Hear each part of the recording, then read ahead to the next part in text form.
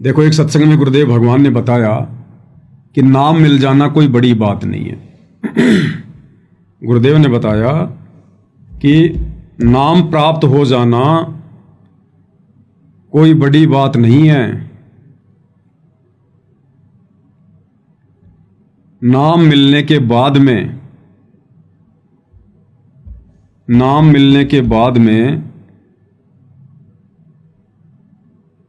उस नाम के ऊपर चलना, मर्यादाओं में रहकर उस नाम की इज्जत रखना। नाम यानी शब्द, और शब्द यानी सतगुरु। अपने सतगुरु की इज्जत रखना, उस शब्द को मर्यादा में रह के सुमरण करना, जाप करना, ये सबसे बड़ी बात है। नाम तो किसी को भी मिल जाएगा, कोई बड़ी बात नहीं है। इस नाम की कोई फीस नहीं है, कोई योग्यता नहीं है। मालिक को पता है कि कितनी क्या मर्यादा निभा सकते हैं, और नाम तो परमेश्वर सहज में दे देते हैं। नाम लेने के बाद फिर धीरे धीरे उसे ज्ञान होता है, फिर वो नाम के ऊपर चलना सीखता है। तो नाम मिल जाना कोई बड़ी बात नहीं बताई गुरुदेव भगवान ने। उन्हीं के मुख कमल से सुनते हैं। इसलिए 3 मंत्र के जाप का विधान है। पहला जाप ओम है, एक मंत्र उसमें ओम है, दूसरा तत् मिलकर के ये सतनाम बनता है। इसी को अजप्पा जाप भी कहते हैं, जो श्वासों से सिमरण होता है। ये शब्द तत् मंत्र जो है गुप्त है, ये सांकेतिक है, और सत मंत्र भी सांकेतिक है। ये 2 मंत्र देने का किसी को अधिकार नहीं है। ओम नाम का जाप भी पूरे संत, पूरे ऋषि ही को अधिकार होता है। वो यहां का परम शक्ति होता है। क्या कह रहे हैं परमात्मा? एक छोटा सा पॉइंट और आ गया बीच में गुरुदेव भगवान की महिमा में। क्या कह रहे हैं गुरुदेव कि ओम नाम भी, ये जो ओम नाम है जो ब्रह्म का, ये भी कोई सामान्य संत, सामान्य व्यक्ति नहीं दे सकता है।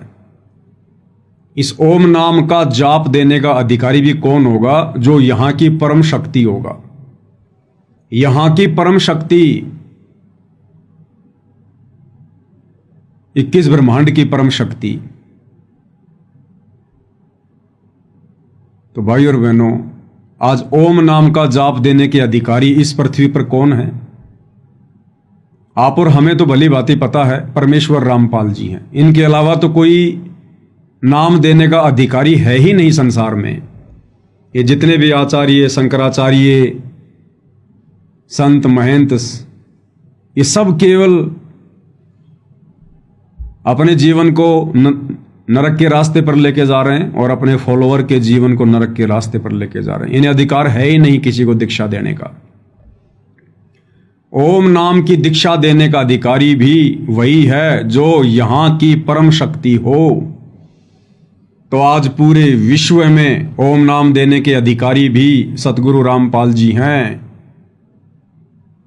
तो यहां की परम शक्ति कौन हुई? सतगुरु रामपाल जी।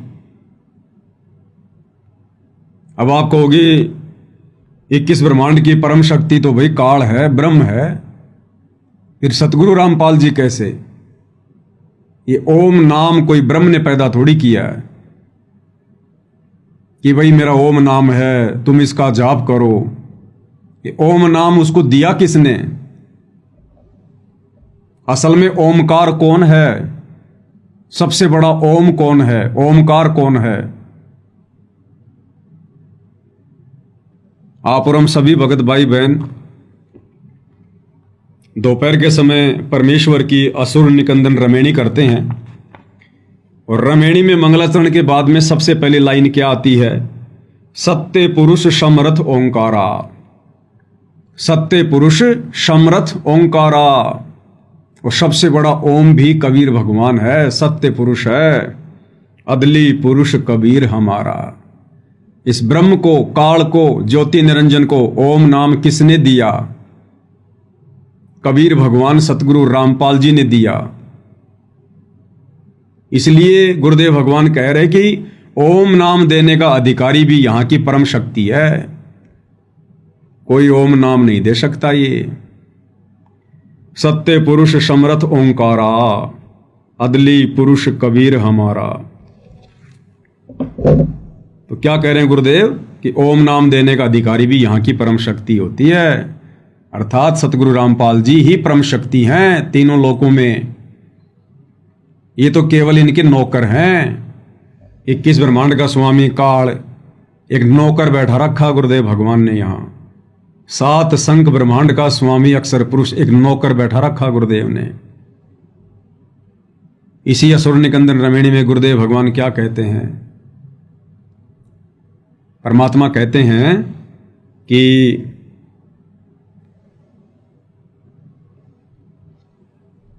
ये जो काल है, जो ब्रह्म है, ये परमेश्वर का चेहरा है, चेहरा। धर्मराय आदि युगादि चेहरा, सुर असुरों का करे निबेरा। ये जो धर्मराय है, जो काल है, ये आदि युगादि चेहरा, ये परमेश्वर का नौकर है सदा से।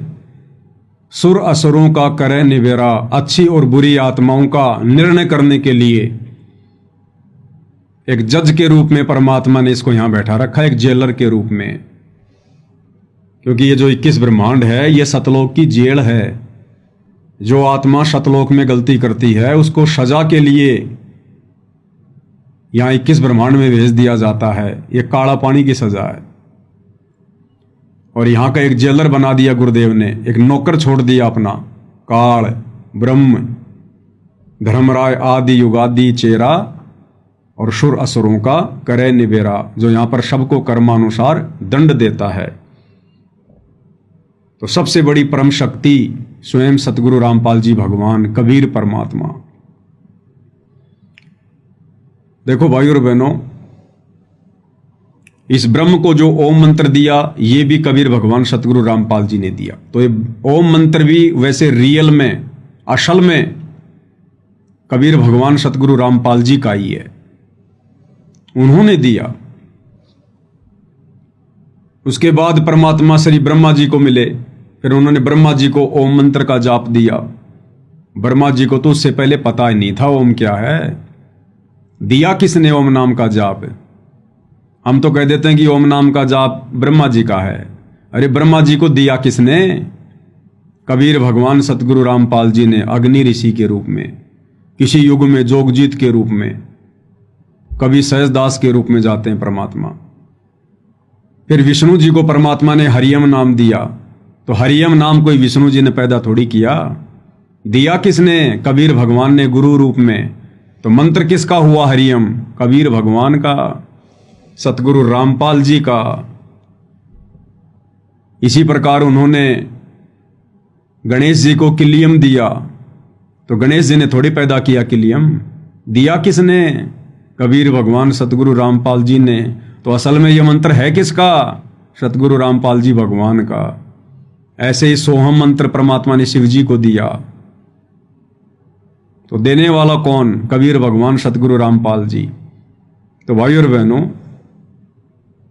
जिसको शतनाम मिला हुआ है वो भाई बहन प्रथम नाम को हल्के में ना लें कि भाई ये प्रथम नाम तो देवी देवताओं के हैं। ये सातों के सातों नाम कबीर भगवान सतगुरु रामपाल जी के हैं। सातों के सातों नाम। हाँ, इनके कार्य अलग अलग हैं, इन मंत्रों के, इनसे लाभ अलग अलग मिलता है। जिस प्रकार भारत सरकार अपने सैनिकों को, किसी को तो एक रिवॉल्वर देती है, किसी को AK-47 देती है, किसी को गोला बारूद देती है, किसी को लड़ाकू विमान देती है, किसी को मिसाइल देती है, किसी को परमाणु हथियार देती है। तो वो दे कौन रही है? भारत सरकार दे रही है। अब वो पिस्तौल अपने लेवल का काम करेगी, परमाणु बम अपने लेवल का काम करेगा, लड़ाकू विमान अपने लेवल का काम करेगा, और उनको चलाने वाले भी अलग अलग होंगे। वो भारत सरकार नहीं चलाएगी, जिनको अधिकारी नियुक्त किया गया है वो लोग उनका प्रयोग करेंगे। तो इसी प्रकार ये जितने भी मंत्र हैं जो इन देवी देवताओं को प्रदान किए गए हैं, ये सच्ची सरकार सतगुरु रामपाल जी भगवान ने प्रदान किए हैं। और इन देवताओं को परमात्मा ने यहाँ का अधिकारी बना दिया। जिसका जैसा सामर्थ्य है उस हिसाब से परमेश्वर ने इनको ये मंत्र प्रदान कर दिए। तो सतनाम मिलने के बाद में जैसे गुरुदेव भगवान हमें कहते हैं कि बच्चों, सतनाम की प्राप्ति के बाद में हमने सतनाम का ज्यादा सुमरण करना चाहिए, ज्यादा से ज्यादा। प्रथम नाम की भले हम 1 या 2 ही माला कर लें, लेकिन सतनाम मिलने के बाद में प्रथम नाम से ज्यादा महत्व हमने सतनाम को देना है। इसका मतलब ये नहीं है कि प्रथम नाम को हल्के में लेना है, नहीं। भले ही हम 1 ही माला करें प्रथम नाम के सतनाम मिलने के बाद में, लेकिन वो 1 माला भी बड़ी श्रद्धा से, जो विधि गुरुदेव ने बताई है, सुरती नृत्य और मन के साथ में, ये सोचकर कि ये मंत्र वास्तव में मेरे परमात्मा के हैं, मेरे गुरुदेव भगवान के हैं। इन मंत्रों का सुमरण भी मेरे गुरुदेव भगवान का सुमरण है, मेरे परमात्मा का सुमरण है। अगर मेरे परमात्मा, मेरे गुरुदेव भगवान ये मंत्र इन देवी देवताओं को प्रदान ना करते, इनके ऊपर दया ना करते, तो ये देवी देवता कहां से हमारे को लाभ देते। जड़ अगर पूरे पेड़ को पोषण ना देती तो टहनियां कहां से होती, टहनियां नहीं होती तो फिर फल किसके लगते।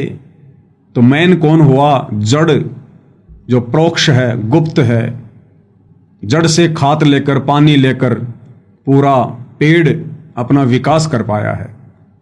तो इसी प्रकार हमने प्रथम मंत्र को भी विशेष श्रद्धा के साथ में, और प्रथम मंत्र तो वैसे भी विशेष श्रद्धा के साथ में जाप करने योग्य है, क्योंकि 7 मंत्रों में जो सबसे पहला मंत्र है, जो गुरुदेव भगवान ने ज्ञान गंगा पुस्तक में सार्वजनिक किया हुआ है, शत सुकृत अविगत कबीर, ये परमेश्वर की पूजा का मंत्र है। यानी यही तो है सार नाम, यही तो है सार शब्द, सब कुछ यही है जो परमात्मा हमें शुरू में दे देते हैं। भाई परमात्मा एक है, उनका मंत्र भी एक ही है, और गुरुदेव ने स्पष्ट कर ही दिया है। वैसे जब जब भूल पड़े पुस्तक में और गरीबदास जी की वाणियों में तो खुल के परमात्मा ने कह दिया कि यो सार शब्द सतगुरु कबीर है, यो सार शब्द सतगुरु कबीर है। तो सतगुरु कबीर कौन है बताओ? आज हमारे गुरुदेव भगवान ही तो हैं सतगुरु कबीर। और कबीर उनके शरीर का नाम थोड़ी है, कबीर उनके शरीर का नाम नहीं है। शरीर तो आप और हमारे हैं, परमात्मा का शरीर थोड़ी है। आप और हमारी तरह हाड़ मांस का शरीर थोड़ी है जो उनके शरीर का नाम होगा कबीर। कबीर उनकी मुक्ति का नाम है, मोक्ष मंत्र है, ये सार शब्द है ये। कबीर यानी गुरुदेव भगवान सतगुरु रामपाल जी। जैसे गुरुदेव सत्संग में कहते हैं कि इस कबीर नाम को यदि आपने वैसे भी स्वाभाविक भी कभी जाप कर लिया तो भी आप पुण्य के भागी बनते हैं। इस कबीर नाम को यदि आपने वैसे भी जाप कर लिया, मुंह से बोल दिया, तो भी हमारे पुण्य बनते हैं, पुण्य। जैसे कि बर्फ को यदि हमने गलती से हाथ लगा दिया वो ठंड की देगी, अग्नि में यदि हमने गलती से हाथ डाल दिया वो जलाएगी। इसी प्रकार कबीर परमेश्वर के मोक्ष मंत्र, कबीर का ये गुण है, स्वभाव है। यदि वैसे भी कोई इस मंत्र का जाप कर लेगा तो भी वो पुण्य का भागी बनेगा। चाहे किसी ने अपने बेटे का नाम रखा है कबीर, भले वो उसको अपने बेटे के रूप में पुकार रहा है, ए कबीर, कहाँ रे कबीर, कबीर कहाँ गया, तो भी उस नाम का जाप करने से वो पुण्य का भागी बन रहा है, अनजाने में भी। इसीलिए भगवान ने अपना वैदिक नाम रखा कबीर देव, कि ये नालायक वैसे तो मुझे परमात्मा नहीं मानेंगे, लेकिन मेरी कहीं चर्चा करेंगे और कहेंगे कि हमारे गुरुजी का नाम है कबीर। अरे तुम्हारे गुरुजी का क्या नाम है? कबीर। तो बार बार इस कबीर का नाम लेने से भी ये पुण्य के भागी बनेंगे, पुण्य के भागी। इसलिए सत्य पुरुष ने, परम अक्षर ब्रह्म ने अपना वैदिक नाम रखा कबीर। तो प्रथम मंत्र में सबसे पहला जो नाम है यही तो परमेश्वर की मुक्ति का नाम है, मोक्ष मंत्र है ये। ज्ञान गंगा पुस्तक में परमात्मा ने साफ साफ लिखा हुआ है कि सत सुकृत अविगत कबीर, ये परमात्मा की पूजा का मंत्र है। पूजा, ये पूजा है परमात्मा की। तो प्रथम नाम को हमने हल्के में नहीं लेना चाहिए, विशेष श्रद्धा के साथ में हम भगत भाई बहनों ने अपने गुरुदेव की आदेश की पालना करते हुए इसको सुमरण करना चाहिए। और सतनाम मिलने के बाद में फिर हमने सतनाम को ज्यादा महत्व देना है। ज्यादा महत्व देने का मतलब सुमरण ज्यादा करना है। इंपॉर्टेंस तो दोनों की बराबर है, लेकिन फिर हमने सुमरण ज्यादा सतनाम का करना है, क्योंकि सतनाम के जाप से फिर हमारे कुछ विशेष जो पाप कर्म है वो कटने शुरू हो जाते हैं। तो परमात्मा यहां क्या कह रहे हैं कि ये ओम मंत्र देने का अधिकारी भी यहां की परम शक्ति है, परम शक्ति। तो देख लो आज वर्तमान में ओम नाम का जाप कौन दे रहा है, तो हमारे गुरुदेव भगवान कौन हुए?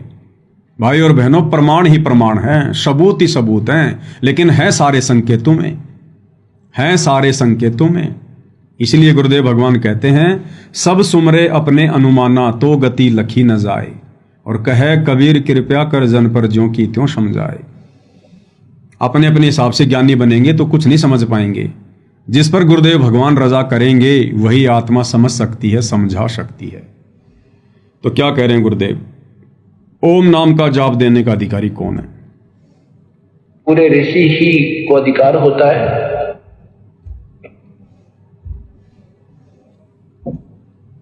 ओम नाम का जाप भी पूरे संत, पूरे ऋषि ही को अधिकार होता है। वो परम, वो यहाँ का परम शक्ति होता है, परम शक्ति।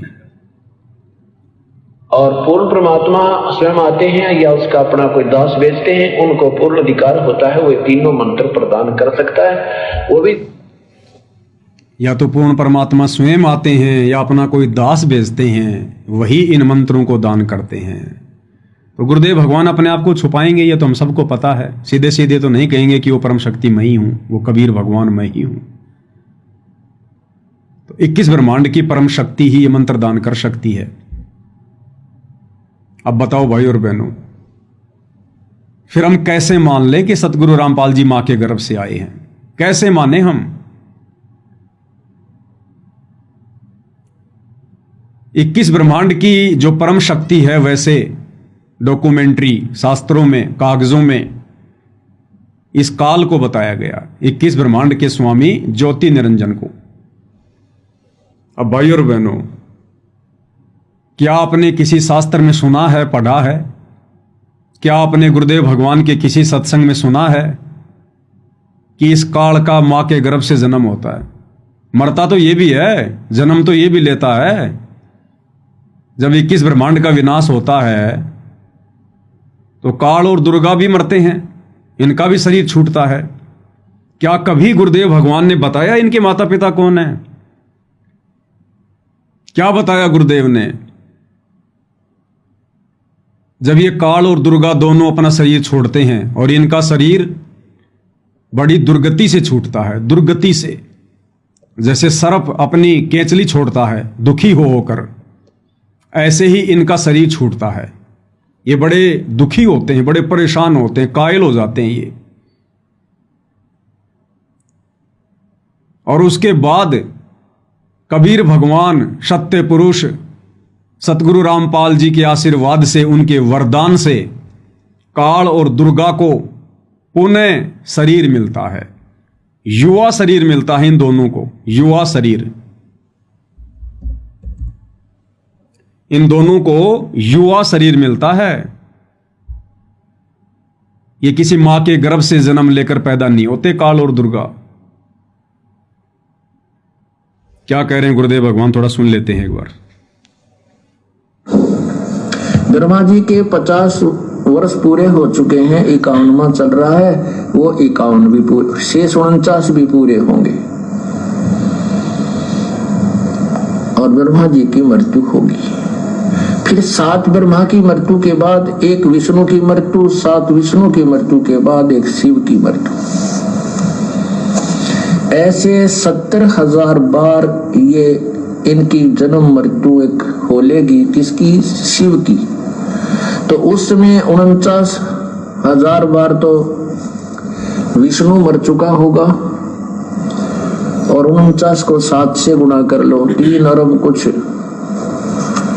63 बार जो है जो ब्रह्मा मर चुका होगा।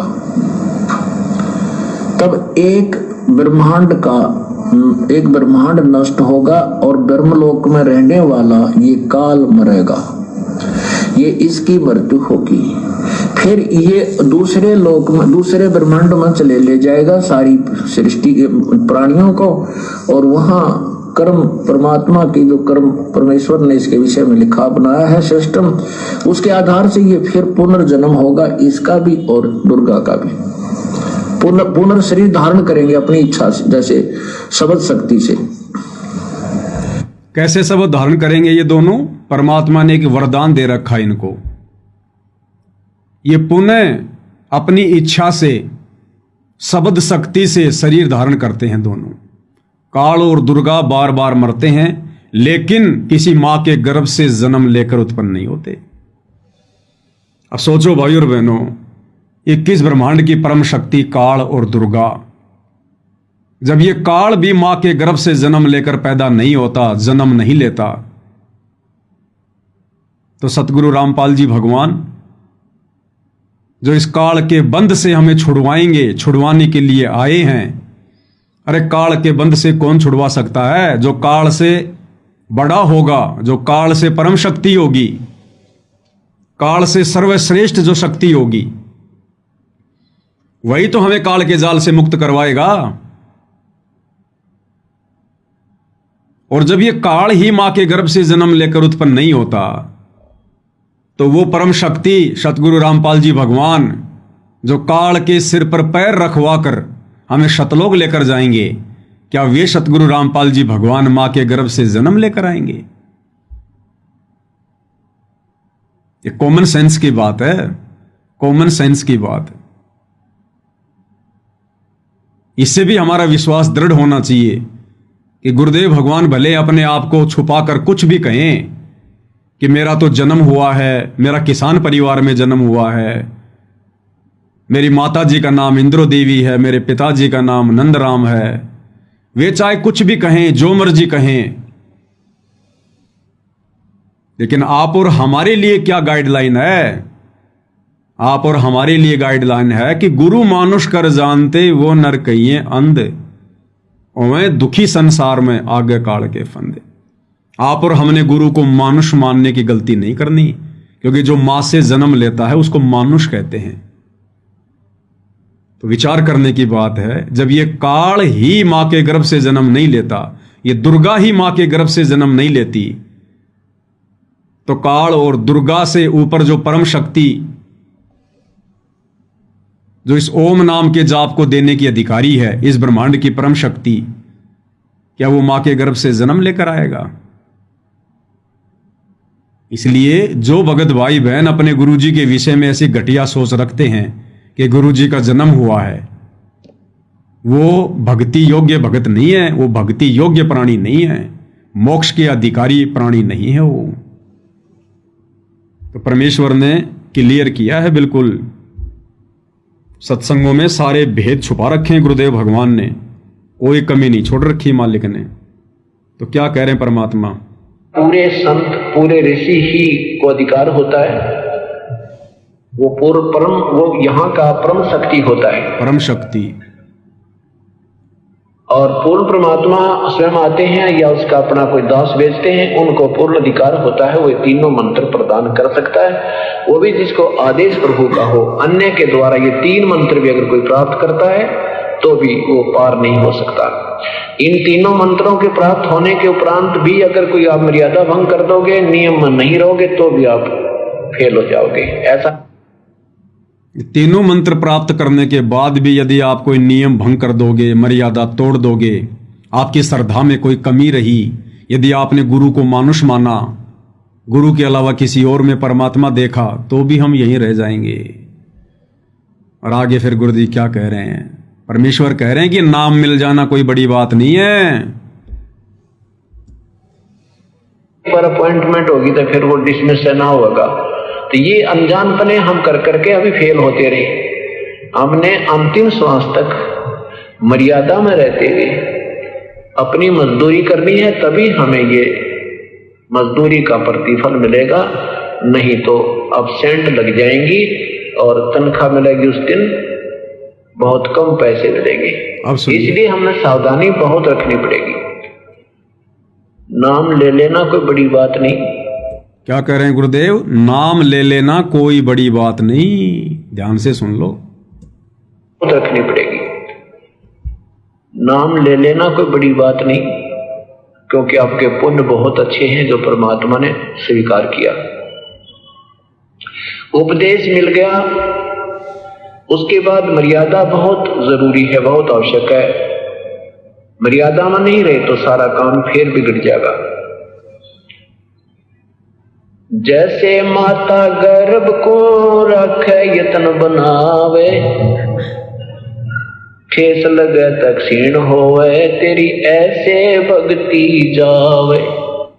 अब भाई और बहनों, पूज्य गुरुदेव भगवान भी बार बार अपने प्रवचनों में मर्यादा के ही पीछे पड़े रहते हैं, मर्यादा के पीछे जोर देते हैं कि बच्चों नाम कोई बड़ी बात नहीं है, नाम कोई बड़ी बात नहीं है। नाम लेकर यदि तुमने मर्यादा नहीं निभाई तो तुम्हारा बना बनाया खेल बिगड़ जाएगा। और दूसरी तरफ ये काल भी भाई और बहनों मर्यादा तुड़वाने के ही पीछे पड़े रहता है। इस काल को भी यही चिंता है, जिस प्रकार सतगुरु को चिंता है कि ये आत्माएं मर्यादा ना तोड़ दें, मर्यादा ना तोड़ दें, इसी प्रकार काल को भी यही चिंता है कि ये आत्माएं मर्यादा में रह के भक्ति ना कर लें, मर्यादा में रह के भक्ति ना कर लें। कैसे मैं इनका समय बर्बाद करवाऊं, कैसे मैं इनकी श्वासें बर्बाद करवाऊं, कैसे मैं इनकी मर्यादाएं तोड़वाऊं। काल इसी बात के पीछे लगा रहता है। और यही हम भगत भाई बहनों ने सावधानी बरतनी पड़ेगी वर्तमान में। तो दास कह रहा था कि सतलोक आश्रमों से जुड़े हुए भाई बहन ये भक्ति के निकट भी नहीं है। भले इन्होंने नाम दीक्षा ले रखी है, सार नाम भी ले रखा है, शतनाम भी ले रखा है, लेकिन अभी गुरुदेव भगवान ने क्या बताया कि नाम ले लेना कोई बड़ी बात नहीं है। उसके बाद तो मर्यादा, गुरु वचन, श्रद्धा, समर्पण, भगत के 16 श्रृंगार, 16 आभूषण, उसके बाद तो जी जान लगानी पड़ती है।